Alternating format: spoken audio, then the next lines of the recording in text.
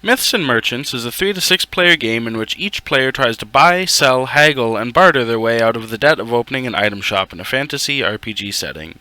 To set up the game, shuffle the item, NPC, requests, and monsters decks and set them up on the table. Each player will then draw 4 item cards and 1 request card. Elect one person at the table to be the banker and have them give each player 1500 gil to start the game. The goal of this game is to be the first player to pay off their debt of 10,000 guild. Item cards. These cards have one of 5 types to them. Weapon, armor, healing, food, and material are the 5 types. Each card has a base value on the card. This is the lowest any good merchant would ever sell the item for, so aim to sell high and buy low. That debt won't pay for itself.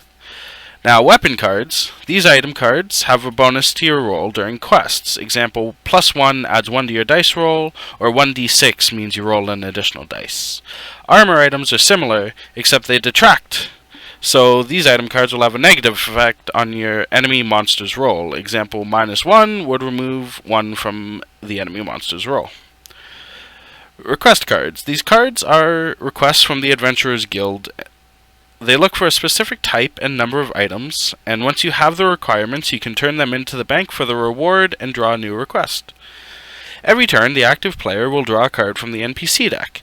There are 3 types of NPC cards. 1. Sell NPCs. NPCs with a sell request on them will draw the specified number of cards from the item pile.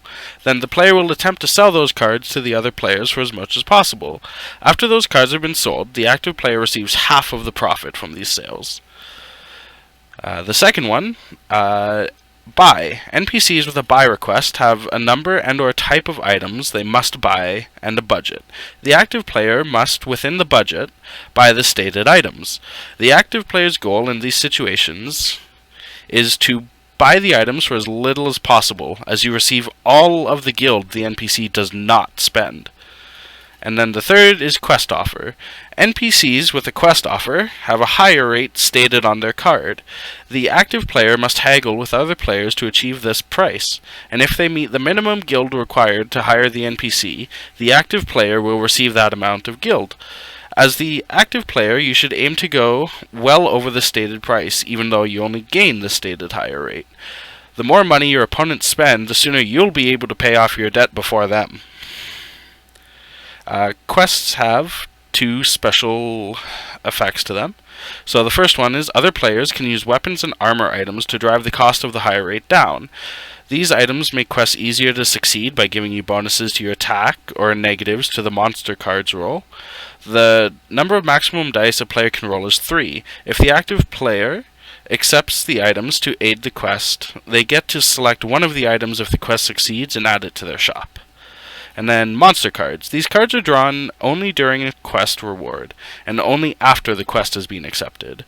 The monster card will show how many 6-sided dice to roll, example 1d6. This number will never exceed 3 dice total. The monster cards also have a reward on them. If successfully defeated, the player who paid for the quest, not the active player, receives this reward. My name is Kyle Messerhuber. Thank you for listening to my idea, and happy gaming.